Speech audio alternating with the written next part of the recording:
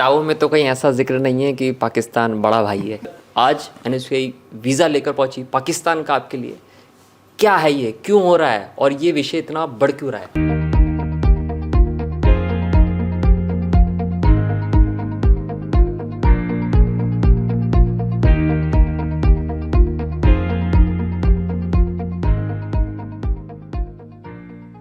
अजमेर में आज एनएसयूआई सम्राट पृथ्वीराज राजकीय महाविद्यालय के बाहर पाकिस्तान का वीज़ा लेकर पहुंची। पाकिस्तान का वीज़ा यहाँ के प्रिंसिपल मनोज बहरवाल को देने के लिए। ऐसा क्या हुआ कि एनएसयूआई को आज पाकिस्तान का वीज़ा बनाकर कॉलेज ले जाना पड़ा और प्रिंसिपल को देने की तैयारी करनी पड़ी। आज हमारे साथ इस विषय पर बातचीत करने के लिए खुद प्रिंसिपल मनोज बहरवाल यहाँ मौजूद हैं, जिनसे हम ये जानेंगे कि आखिरकार ये पूरा मसला क्या है और अभी इनका जो हाल ही में जो बयान आया था, उस बयान पर जिस तरीके से एनएसयूआई वीज़ा सौंपने के लिए पहुंची, वो पूरा प्रकरण है क्या, मामला है क्या, इन्हीं से जानते हैं। सर, आज एनएसयूआई वीज़ा लेकर पहुंची पाकिस्तान का, आपके लिए क्या है, ये क्यों हो रहा है और ये विषय इतना बढ़ क्यों रहा है? नमस्कार। 3-4 दिन पहले ब्यावर में एक भारतीय ज्ञान परंपरा पर एक गोष्ठी थी, अंतर्राष्ट्रीय गोष्ठी। उसके समापन में मैं मुख्य वक्ता के रूप में बोलने गया था जी। तो भारतीय ज्ञान परंपरा की मैं बात कर रहा था और बात कर रहा था भारत के ज्ञान की और परंपरा की। तो एक किताब है फ्रीडम एट मिडनाइट, उस किताब का एक हवाला दे रहा था कि पाकिस्तान हमारे से 12 घंटे पहले एक राजनीतिक इकाई के रूप में अस्तित्व में आया, तो वो हमसे बड़ा है। मैंने ये कहा था। तो अब मैंने ये कहा था कि उसको आप बड़ा भाई मान लो, बड़ा बेटा मान लो। फिर मैंने ये भी कहा कि हम सुबह 15 अगस्त को अस्तित्व में आए। फिर मैंने ऑपरेशन सिंदूर की भी बात की। फिर मैंने ये भी कहा कि अगर वो बड़ा है इसलिए कि 55 करोड़ रुपए भारत ने उनको दिए थे।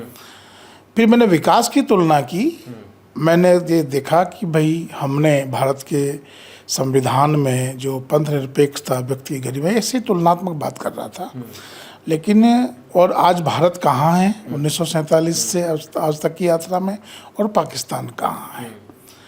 तो मुझे लगता है वहाँ कुछ लोग ऐसे बैठे होंगे तो उनको कुछ बात ठीक नहीं लगी होगी और उन्होंने कुछ मेरी कटिंग, मेरे उस भाषण कुछ कटिंग है निकाल करके बता दी।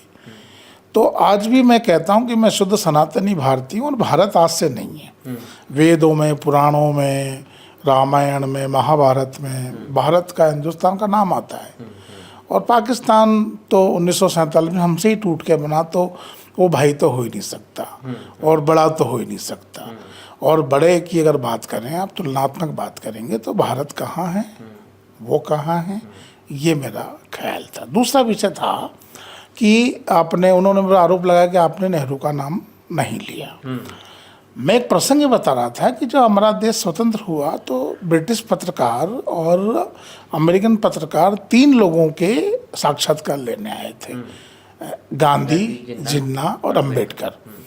तो वो गांधी से और जिन्ना से नहीं मिल पाए, तो वो अंबेडकर से मिले। तो मैंने कहा था कि उस साक्षात्कार की सूची में नेहरू का नाम नहीं था। तो इन्होंने वो क्लिप छोटी सी उठा ली और वो बता दिया। तो मैंने ये भी कहा था उस गोष्ठी में कि जब अंबेडकर से पूछा कि आप क्या कर रहे हो, तो अंबेडकर का एक बहुत बड़ा डायलॉग है। अंबेडकर ने कहा कि उनका समाज, उनका मतलब गांधी का और जिन्ना का, उनका समाज जागा हुआ है इसलिए वो सोए हुए हैं।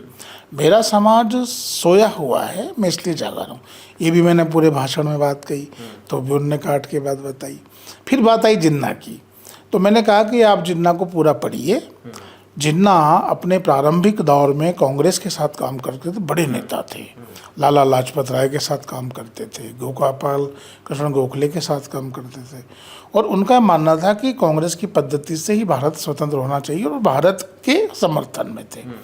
लेकिन उनकी जो व्यक्तिगत महत्वाकांक्षा, राजनीतिक महत्वाकांक्षाओं में कैसे परिवर्तन हुआ, जो कि भारत के विखंडन का कारण बनी। ठीक है, इसमें मैंने ऑपरेशन सिंदूर का भी जिक्र किया, भारत की ज्ञान परंपरा का भी जिक्र किया, नालंदा का भी जिक्र किया। तो कुछ लोगों ने उसको तोड़ मरोड़ के पेश किया, लेकिन मेरे पास पूरा वीडियो मैं आपको भी दे सकता हूँ, ऐसा कुछ नहीं है। लेकिन अब राजनीति है और विरोध होता ही है, क्योंकि मैं जिस तरफ हूँ तो ये सब चलता रहता है, राजनीतिक है मामला, लेकिन ऐसा कुछ नहीं है। मैं शुद्ध रूप से सनातनी हूँ। और मैं आपको बता दूँ कि मैंने 3 किताब, वैसे तो मैंने 22 पुस्तकें लिखी हैं पॉलिटिकल साइंस पर, लेकिन एक किताब मैंने लिखी है भारत पाकिस्तान संबंध 2014 के बाद मोदी की विदेश नीति के संबंध में, और एक लिखी है धारा 370 की समाप्ति, और एक मैंने लिखी है मेरी माटी मेरा देश। उसमें मैंने पूरे भारत की बात की है। अब ये ठीक है, लोग बाग कहते हैं तो। उन किताबों में तो कहीं ऐसा जिक्र नहीं है कि पाकिस्तान बड़ा भाई है। कभी नहीं, कभी नहीं। और मैंने तो ये भी कहा कि जो हमारा पाकिस्तान है, क्योंकि मैं आपको बता दूं कि जब संवैधानिक डिबेट चल रही थी तो काफ़ी लोगों ने कहा था कि पाकिस्तान मत बनाओ, क्योंकि ये देश बनेगा तो दुख पाएगा और हमें भी दुख देगा।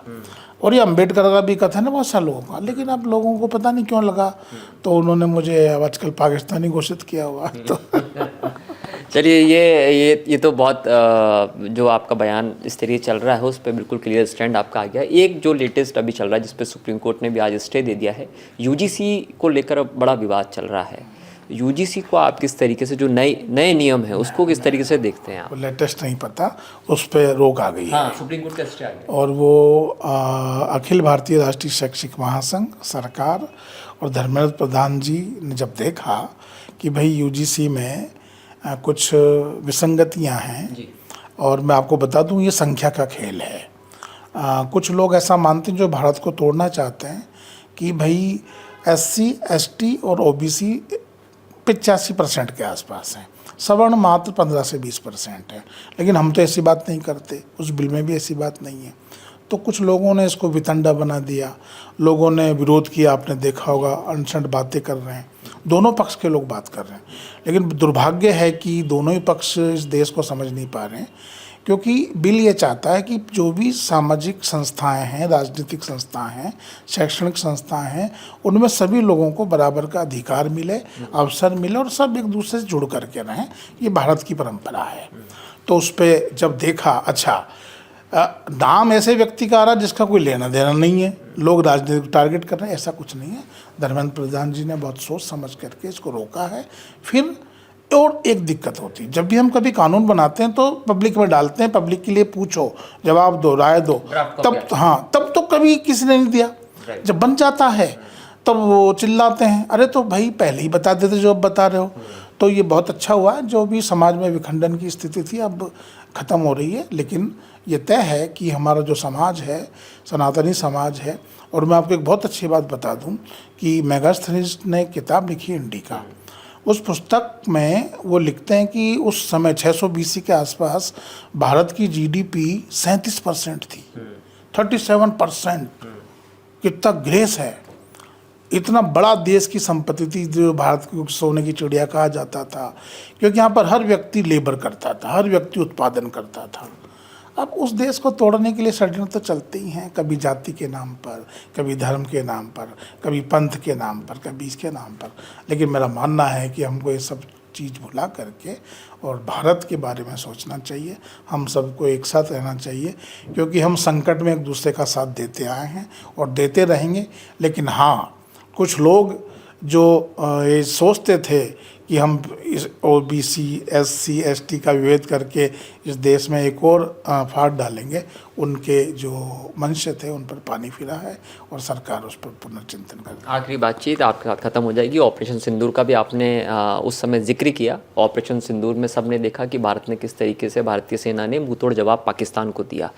तो अब तो ये क्लियर है कि पाकिस्तान बड़ा भाई नहीं है और भारत जो है वो विकासशील शक्तिशाली राष्ट्र है। बिल्कुल। भारत, देखो मैं बताऊं, भारत का जो वर्णन है वो बहुत सारे पुराणों में है, जाने कहाँ कहाँ है। और 1947 से पहले का भारत है, बहुत बड़ा भारत है। अब मैं 600 BC की बात कर रहा हूँ आपको, जब इंडिका थी, जब कौटिल्य का शासन था, उसके पहले की बात कर रहा हूँ, जब प्लिनी जब बात करता है। तो भारत तो बड़ा है, भारत से ही कट करके राजनीतिक रूप से वो बना है, तो वो कभी बड़ा भाई हो नहीं सकता। और मैं, क्योंकि मैं राजनीति विज्ञान का व्यक्ति हूँ, मैंने 22 पुस्तकें लिखी हैं, इतना मुझे ज्ञान है। लेकिन किसी को कोई ट्रोल करना हो तो कट पीस करके सब हो जाता है, लेकिन मैं शुद्ध सनातनी हूँ, भारत का हूँ, भारत की ही बात करूँगा, मरते दम तक भारत की हम बात करेंगे और हम सब भारतीय हैं, ये पूरे विश्व में हमारा डंका बजता है, इसलिए ऐसा कोई विषय नहीं है। ये हमारे साथ सम्राट पृथ्वीराज राजकीय महाविद्यालय अजमेर के प्रिंसिपल मनोज बहरवाल, जिनका साफ तौर पे कहना है कि मरते दम तक भारत के लिए मौजूद हैं और जो पुस्तकें उन्होंने लिखी हैं उसमें भारत का किस तरीके से जिक्र किया है उसको भी आप उन किताबों में जाकर पढ़ना चाहिए।